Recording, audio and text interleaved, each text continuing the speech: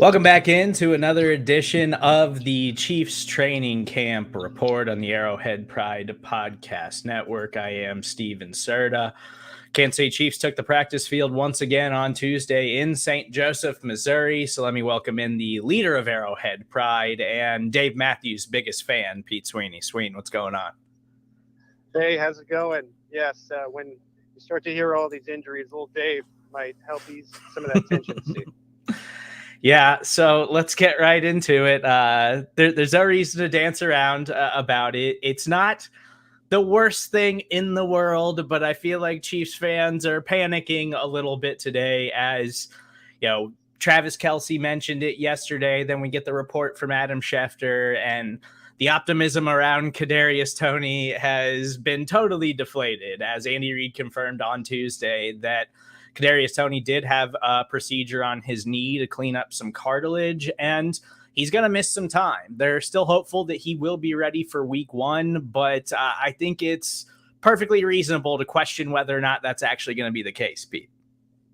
Yeah, it seems to me like the Chiefs are trying to be as optimistic as possible right now, and why wouldn't you? There's so much time between now and the regular season. Anything can happen as far as rehab and stuff goes, but just based upon my experience from doing this, I've been doing this a while now. Whenever they use the words cartilage and meniscus and it's in a negative tone, that is never really a good thing for availability. The problem right now, I just described this on 610 Sports Radio, is that the status of Toney is not eligible for the physically unable to perform list. And that's key, because what does that mean when you're talking about the 53-man roster? He needs to make the 53-man roster in order to put him on the temporary IR. Anyone that goes on the IR right now during training camp is ineligible for the entire year. So I know that there are a lot of folks that are saying, well, the benefit is, you can just give that spot to Justin Ross. While you could, you have to figure out, how are you going to work the roster to make sure that the player that you're lingering out there won't get picked up, because maybe that'll come at a different position. So maybe you keep the 7 receivers with Toney, he goes onto that temporary IR, and then you bring back whatever player that is. So it gets a little bit more complicated when it comes to availability. Chiefs still say there's a chance that Toney will be ready for week one. I just have my doubts on that front. I think they got to find another answer if it's the beginning weeks of the NFL season. Yeah, it's not ideal. And I mentioned it yesterday. I think this training camp was really important for Kadarius Toney, because we talked about the impact that he made for them last season, late in the year and into the playoffs and the Super Bowl and everything. And obviously he was a key component of that offense, but he was doing it on a very limited snap count where the Chiefs were only deploying him in situations where they knew they were going to use him. And so this was his opportunity to really get it expanded into the offense and to really get involved. And now he's missing out on all this time, and they are being at least honest about it. Like, there's question whether or not he's going to be ready to go for the start of the regular season, but Patrick Mahomes even mentioned that at least he's going to be in meetings and trying to learn the offense and do all of that stuff. So there's a benefit to it, but obviously this isn't where he wanted to be before the pads even come on in training camp. No, and I think, you nailed it on the head, Steve. It's like the reps that go into it are so important, right? The reps that go into this year when, finally, I think coming into the season and coming into preseason and training camp, you thought, all right, Kadarius Toney is the guy. He's finally going to get that opportunity to step right in, and he was going to get all those first team reps in training camp, going to be able to build that rapport with Pat, going to be able to build that trust from the offense that he could be that guy. And then you get, a minute or two into what is regular full team practice at camp, and he's on the sideline. So it is basically other than, what would be a season-ending injury, him having surgery is basically as close to the worst-case scenario as you can get without him being done for the season. And so, you had this whole off season where there was Toney being forthcoming with some criticism from his old team, and I think a lot of eyes were on him, and he brought some of that attention to himself. And now the one caveat that is, his career so far is that he can't stay on the field. And right away in 2023, he starts it off on the wrong foot. So tough situation. We'll see how he responds. Again, the Chiefs maintain there's a chance for week one. I think there's a better chance for him going on what would be a temporary IR, right after the 53-man cut where he misses the first 4 games, and they're cautious about making sure they bring him back at the right time. Yeah, and I think the Chiefs in some ways did kind of prepare for this scenario where they knew they were going to have so many question marks in this wide receiver room this season that they were just like, let's just load up on bodies and see if we can find a solution that way. So I'm still very optimistic about Sky Moore. If you're very optimistic about Justin Ross, it seems like he might have an opportunity here to make a big impression in camp. And Rashee Rice is going to have an opportunity to maybe be a little bit more involved as a rookie than we initially thought. They're running a lot of those receivers you just mentioned at times with the first team. But I was trying to look extremely carefully today of which 3 receivers were with Patrick the most now that Toney's been out of the mix, especially in those 3 wide receiver sets at 11 personnel. And it was Marquez Valdez-Scantling, Sky Moore, and Justin Watson, everyone's favorite receiver, which is par for the course, I think, especially this early in the camp. They're still trying to let Ross and Rice get their feet under them. They have shown at times that potentially they could be answers in this dire scenario where the Chiefs are going to have to find other bodies to make do with to get productivity out of the offense. There was a time today when Patrick Mahomes tried to find Justin Ross. There was a miscommunication, it looked like, where Mahomes wanted him to fade. He talked a little bit about that during the press conference. And I think these 2 guys now have a golden opportunity. I mean, it's really hard as a first-year player in Andy Reid's offense to get real looks because Andy Reid tends to lean on veterans until you at least get 2 years under your belt. Rashee Rice, of course, is in his rookie year. And what you have in Justin Ross is that almost like fake rookie year since he ended up losing last year altogether. And so just remains something to watch. And the Chiefs have a lot of different guys in the room, as you mentioned, Steve, that can fill the void. It's who's going to break through over the next month before week 1. Yeah, and I think the biggest thing that Chiefs fans should take away from everything that you just had there, Pete, is that Sky Moore is probably the guy you should be paying really close attention to in that wide receiver room because he's going to have an expanded role. They've talked about it. Sky Moore talked about it earlier this week. So he's the guy that I think you're really, really hoping can step up and fill that void and be a playmaker for the offense. I want to get caught up on the notes and everything from Tuesday's practice, but we got to catch up on the Chris Jones saga. He is still not in attendance in St. Joseph, Missouri. And we'll continue to monitor this as we go forward here. This isn't surprising, but I do think that we could wind up seeing Chris Jones show up to camp at some point and hold in, as we had already mentioned, Pete. Vikings pass rusher Danielle Hunter showed up to Vikings training camp, even though he's looking for a new contract, and was up front like, I'm not going to practice, but I'm here so I don't get fined because you can't cover the fines anymore. And with pads coming on Friday, which Andy Reid confirmed today, I wouldn't be shocked if we see Chris Jones show up in the next couple of days, but maybe not practice for the Kansas City Chiefs. Who knew that the new CBA would make Marshawn Lynch's famous words relevant again, right? I'm here so I just don't get fined, but it's real. I mean, the NFL has changed these rules now where players have to be there if they're under contract, like Chris Jones is, or that $50,000 fine that maybe there were ways to skirt around it before is not going to go away. And at a certain point, yes, Chris Jones is due to make a lot of money, in this new contract, but at the same time, whatever they end up agreeing upon would be minus whatever he misses, $50,000 a day. I just, at a certain point, it's going to be too much. And it would be good to see Chris Jones at least on campus in the meeting rooms. I think at a certain point, as this goes on, just based upon watching situations before, there's a certain point where the wave crashes as far as fans being supportive of you. I've seen a lot of tweets out there that Chris Jones deserves his bag. He has a right to be doing what he's doing. But let's see what that looks like 2 weeks down the road. I think you maintain some of that fan support if you are at least reporting to camp. And I just tend to think that that's how Andy Reid feels. Again, this is my speculation based upon his words the other day when Chris Jones first didn't report, is that, he's under contract. He would have liked to have seen him here, even if they still have some stuff to be worked out. Hasn't been the case. I still don't think it's in a great place right now. Doesn't mean it can't get to a great place. But yes, we are on day 3 Chris Jones watch. And as I'm standing here in the parking lot, Steve, I just saw Travis Kelce and Clyde Edwards-Helaire walk into to grab lunch. Still no sign of Chris Jones.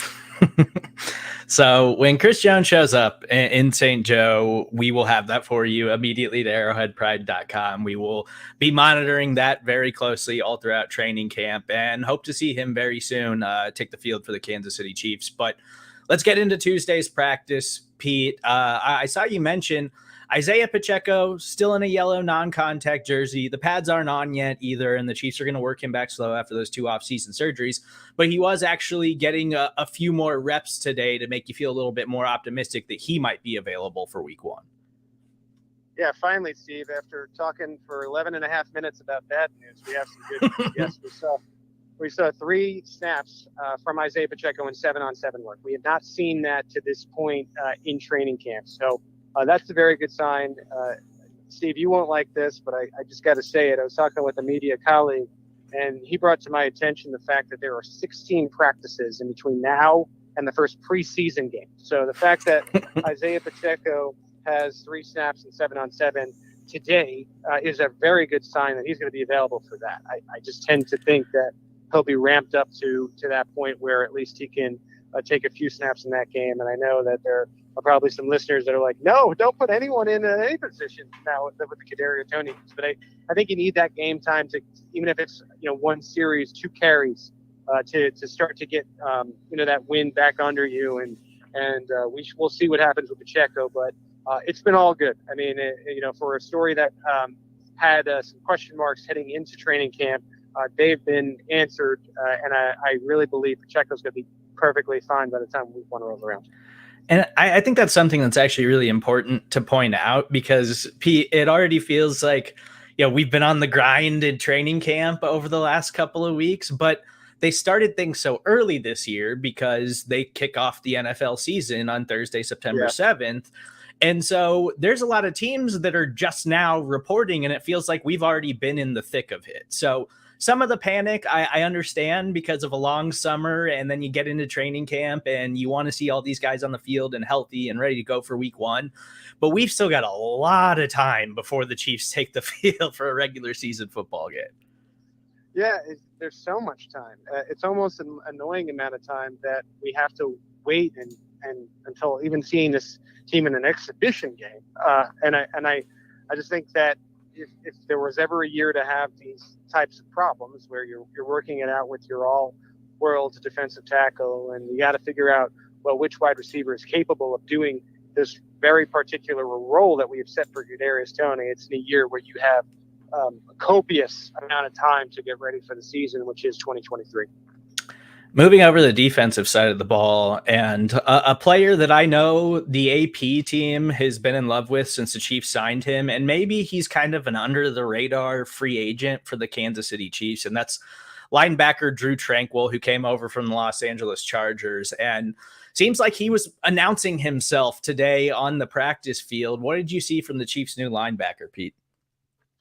Yeah, spoiler alert, you'll see me on the franchise, and again, one of my colleagues on that side of it with the team showed me a little clip from it. There was a clip of Drew Tranquill where they do this with new players, where they come and they tour Arrowhead Stadium and they put a camera on them. And Drew, with a smile and joking in a way, said, "This is, right here is where," I think it was like the 40-yard line. "Right here is where I'm going to pick off Justin," meaning Justin when the Chargers play at Arrowhead Stadium. And I just thought that was really interesting. I think, yes, that's a playful moment, but in the scrimmage portion of practice today, he had back-to-back plays with pass breakups. The second one he should have picked off, and he didn't. And he got up. And Steve, we talked about how much time there is before now in the preseason. He missed the play, and I shouldn't say he got up. He stayed on the ground, and he started slamming the ground because he was so upset that he didn't pick the ball off. I mean, we were 16 practices away from the first preseason game, and that's the kind of energy that you're getting from Drew Tranquill.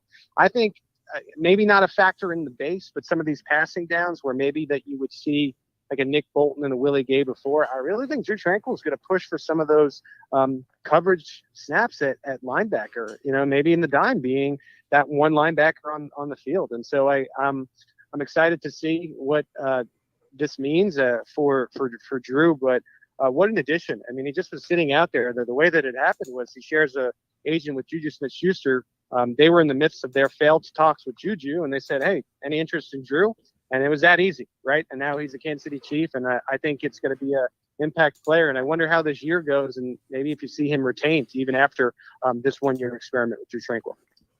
Yeah, I think he is a player that Chiefs fans should become very familiar with, because he is going to have a role on this defense and in that linebacker room. Patrick Mahomes talked about how talented he thinks that linebacker room is today in his press conference. And if you want to listen to Steve Spagnuolo, you can check out yesterday's camp report, where Steve Spagnuolo has been very complimentary of Drew Tranquill, and I think he is going to have a huge role on this defense this season. So he is definitely a player. If you make it up to St. Joe and watch Chiefs practice, he's a guy. You know what?